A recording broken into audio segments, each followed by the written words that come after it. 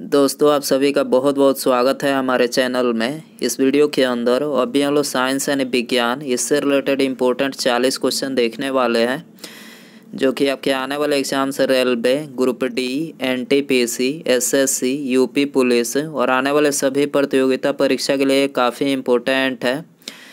तो दोस्तों आप इस वीडियो को बहुत ध्यान से लास्ट तक देखिए और चैनल पर नया है तो चैनल को सब्सक्राइब कर पास में जो घंटी का निशान है उसे भी ऑन कर दें, ठीक है। और ये टोटल 40 क्वेश्चन है। आप इनमें से कितने क्वेश्चन जो है सही कर पाते हैं अपना स्कोर कमेंट बॉक्स में ज़रूर बताएं। तो चलिए शुरू करते हैं। देखिए यहाँ पर हमारा पहला क्वेश्चन दिया गया है, सूर्य की हानिकारक किरणों से आँखों की रक्षा के लिए धूप के चश्मे में प्रयुक्त कांच किसका मिश्रण होता है। तो देखिए आँखों की रक्षा के लिए धूप के जो चश्मे होते हैं तो उसमें जो कांच प्रयुक्त होता है वो किसका मिश्रण होता है।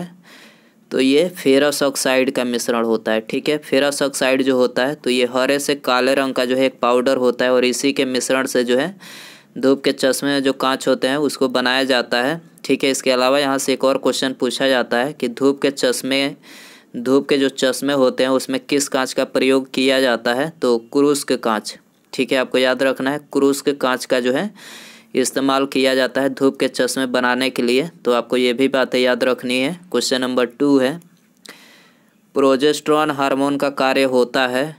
तो देखिए ये भी वेरी इंपॉर्टेंट क्वेश्चन है। प्रोजेस्टेरॉन जो हार्मोन होता है तो ये महिलाओं में पाया जाने वाला एक हार्मोन होता है और इसका जो कार्य होता है वो होता है महिलाओं में गर्भाशय की दीवार में रुधिर की मात्रा बढ़ाना, गर्भाशय की दीवार को मोटा करना और गर्भाशय की दीवार में वसा व ग्लाइकोजन का संचय करना, ठीक है। तो यहाँ पर ये तीनों ही कार्य जो होते हैं ये प्रोजेस्टेरॉन हार्मोन का होता है, ठीक है। तो यहाँ पर ऑप्शन डी करेक्ट हो जाएगा, ये सभी, ठीक है। क्वेश्चन नंबर 3 है, वह विज्ञान जो मृदाओं की उत्पत्ति, लक्षणों तथा उपयोगों की विवेचना करता है कहलाता है, क्या कहलाता है।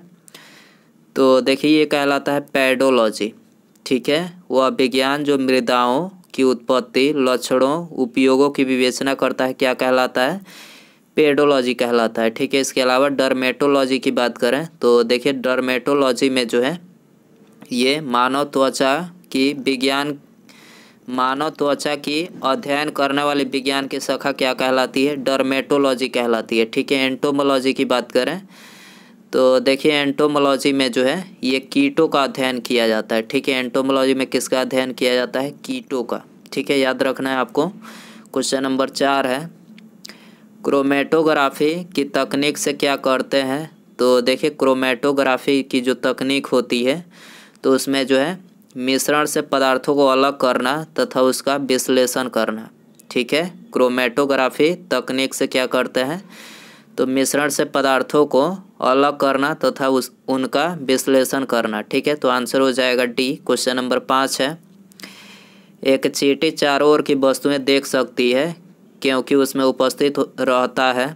तो देखिए चींटी जो होती है तो उनकी आँखों में जो है मतलब उनकी यौगिक यानी कंपाउंड आँखें होती है जिसके कारण से वो चारों ओर की वस्तुएं देख सकती है, ठीक है। तो आंसर हो जाएगा डी। इसके अलावा एक और क्वेश्चन पूछा जाता है यहाँ से कि जो लाल चींटियाँ होती है लाल, उसमें कौन सा जो है उनके डंक में कौन सा अम्ल पाया जाता है। तो लाल चींटियाँ जो होती हैं उनके डंक में फार्मिक अम्ल, ठीक है। फार्मिक अम्ल जो है पाया जाता है, आपको याद रखना है।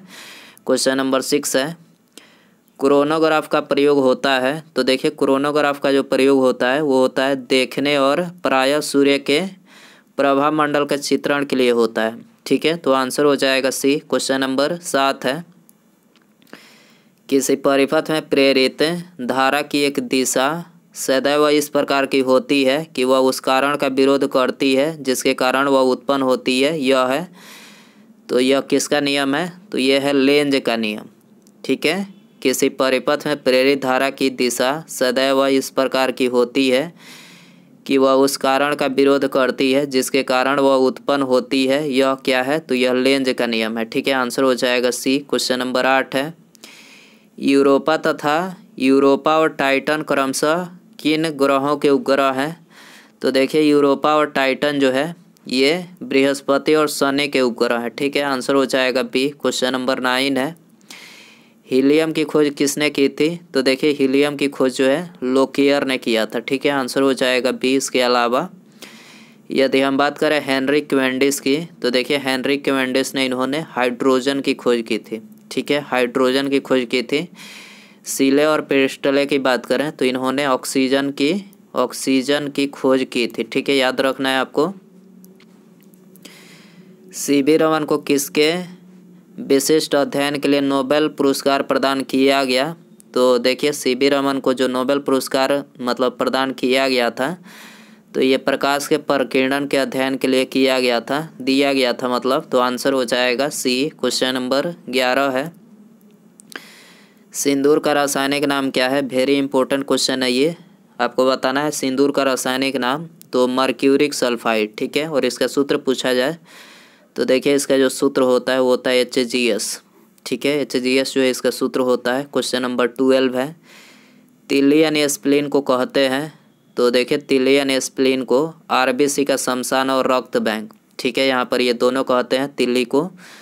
तो यहाँ पर उपर्युक्त बी और सी दोनों यहाँ पर करेक्ट हो जाएगा। ठीक है, क्वेश्चन नंबर 13 है, जल से भरे गिलास के नीचे दबे कागज को शीघ्रता से गिलास के नीचे से जल को छिड़काए बिना ही खींचा जा सकता है, यह परिघटना। तो यह परिघटना जो है ये जड़त्व के गुण को दर्शाती है। ठीक है, जल से भरे गिलास के नीचे दबा कागज को शीघ्रता से गिलास के नीचे से मतलब बिना पानी के छिड़काए ही उसको खींचा जा सकता है। यह परिघटना किसका मतलब ये जड़त्व गुण को जो है दर्शाती है। ठीक है, तो आंसर हो जाएगा सी। क्वेश्चन नंबर 14 है, यदि सामान्य पानी में कोई अंडा डाला जाए तो वह डूब जाता है, पर यदि पानी में काफ़ी मात्रा में नमक मिला हुआ हो और उसमें अंडा डाला जाए तो क्या होगा? तो देखिए यदि मतलब काफ़ी मात्रा में पानी में नमक हो तब जो है अंडा डाला जाए तो क्या होगा? तब अंडा जो है पानी पर तैरता रहेगा। ठीक है, सामान्य पानी में अंडा डालने पर क्या होता है? अंडा जो है पानी में डूब जाता है, जबकि मतलब काफ़ी मात्रा में पानी में नमक मतलब मिला हुआ हो तब जो है अंडा डालने पर क्या होगा? तो अंडा डूबेगा नहीं बल्कि पानी पर जो है तैरता रहेगा। ठीक है, तो आंसर हो जाएगा डी। क्वेश्चन नंबर 15 है, डायनेमो एक मशीन है जिसका काम है? तो देखिए डायनेमो का कार्य होता है ये आंतरिक ऊर्जा को विद्युत ऊर्जा में बदलना। ठीक है, आंसर हो जाएगा सी। क्वेश्चन नंबर 16 है, तारों के बड़े बड़े गुच्छे को क्या कहा जाता है? तो देखिए इसको गैलेक्सी बोलते हैं। ठीक है, तारों का जो बड़ा बड़ा गुच्छा होता है उसको क्या कहते हैं? गैलेक्सी। दोस्तों वीडियो पसंद आ रहा है तो प्लीज़ वीडियो को लाइक ज़रूर करें और अपने भाई दोस्त बंधु रिश्तेदार जो भी आपकी मतलब गवर्नमेंट एग्ज़ाम की तैयारी कर रहे हैं उनको भी ये वीडियो शेयर ज़रूर करें। ठीक है, और चैनल पर आए हैं तो चैनल को सब्सक्राइब करके बेल आइकन ज़रूर से ऑन कर दें। ठीक है, क्वेश्चन नंबर 17 है, जब लाल फूल को हरे रंग के शीशे के टुकड़े में से देखा जाता है तो वह कैसा प्रतीत होता है? जब लाल फूलों को हरे रंग के शीशे के टुकड़े से देखा जाता है तो कैसा प्रतीत होता है? तो काला। ठीक है, काला प्रतीत होता है। आंसर हो जाएगा ये। निम्नलिखित में से किस रोग का टीका मुंह द्वारा दिया जाता है?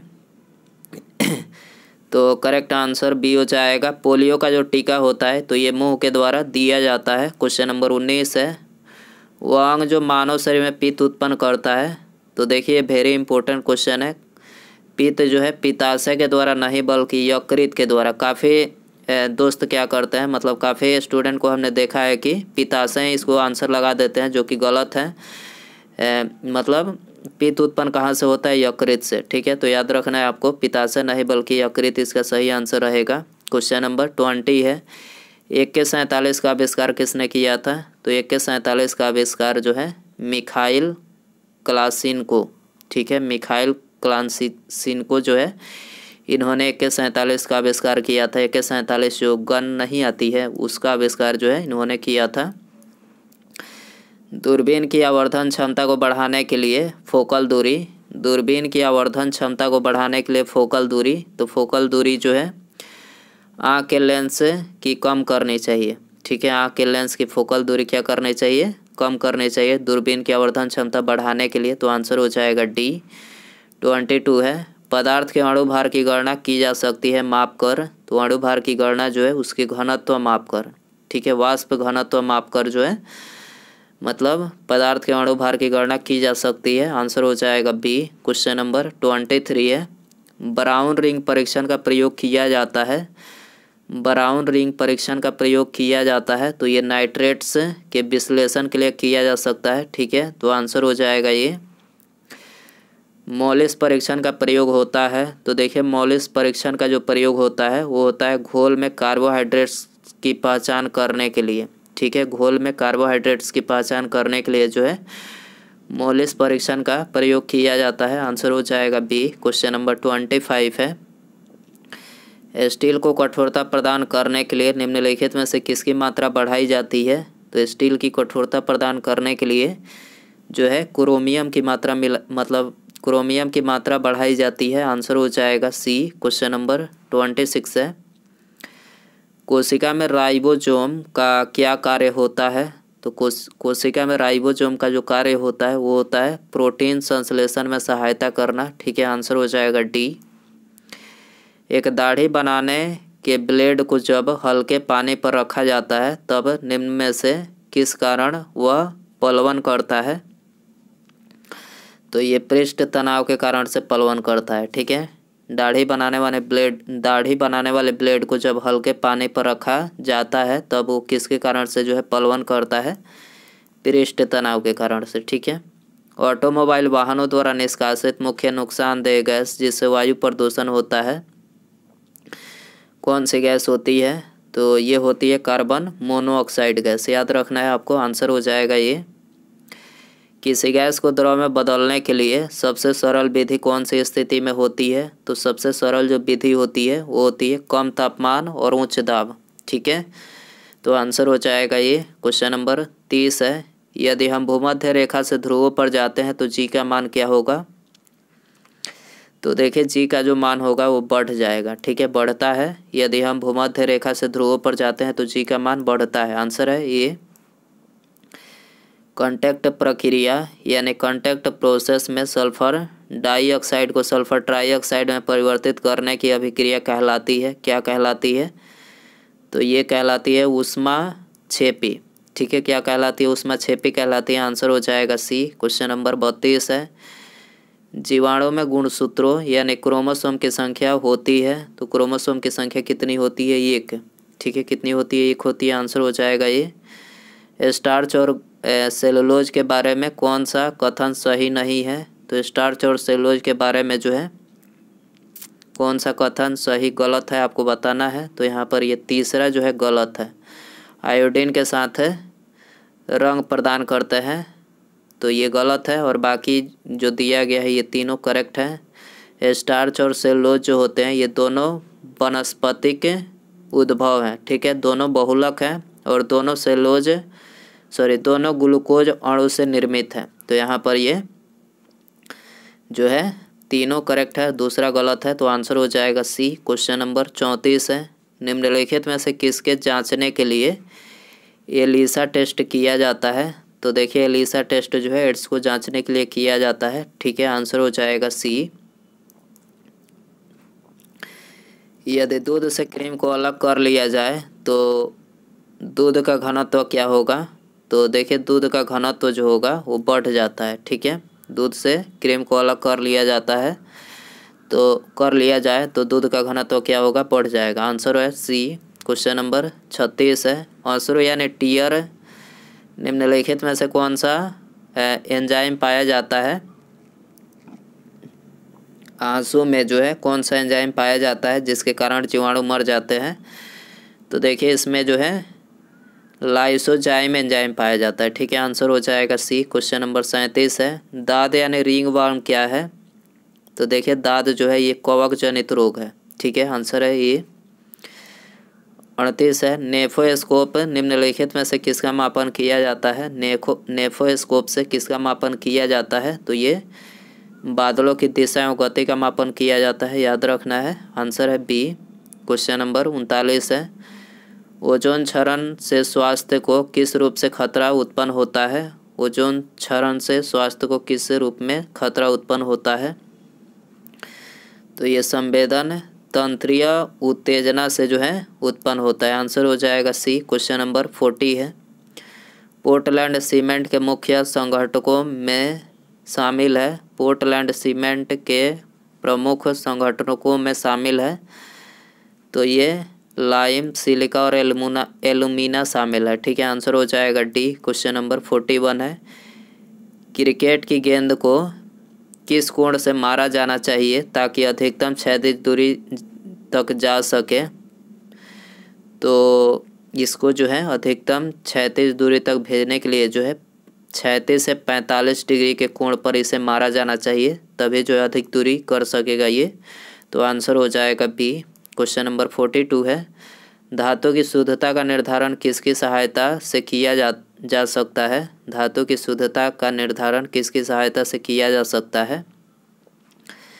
तो ये आर्किमिडीज के सिद्धांत की सहायता से किया जा सकता है। ठीक है, आंसर हो जाएगा सी। क्वेश्चन नंबर 43 है। कुहासा निम्नलिखित में से किसके द्वारा बनता है? देखिए वेरी इंपॉर्टेंट क्वेश्चन है, ये आपके लिए होमवर्क क्वेश्चन रहेगा। आपको बताना है कि कुहासा जो होता है वो किसके द्वारा बनता है। ऑप्शन है आपके पास है सूखी बर्फ है, निम्न तापमान पर बर्फ है, निम्न तापमान पर जलवाष्प है, तथा ठोस रूप से कार्बन मोनोऑक्साइड। तो इनमें से किसके कारण से बनता है कुहासा? ठीक है, कोहरा जो है अभी आपको देखने को मिल रहा होगा, तो किसके कारण से ये बनता है? सही आंसर यदि आपको पता हो तो कमेंट में ज़रूर बताएं। और वीडियो पसंद आया रहेगा तो प्लीज़ वीडियो को लाइक शेयर और चैनल पर नया है तो चैनल को सब्सक्राइब करके बेल आइकन जरूर सेंड कर दीजिएगा। ठीक है, मिलते हैं अगले वीडियो में। नमस्कार, जय हिंद, जय भारत।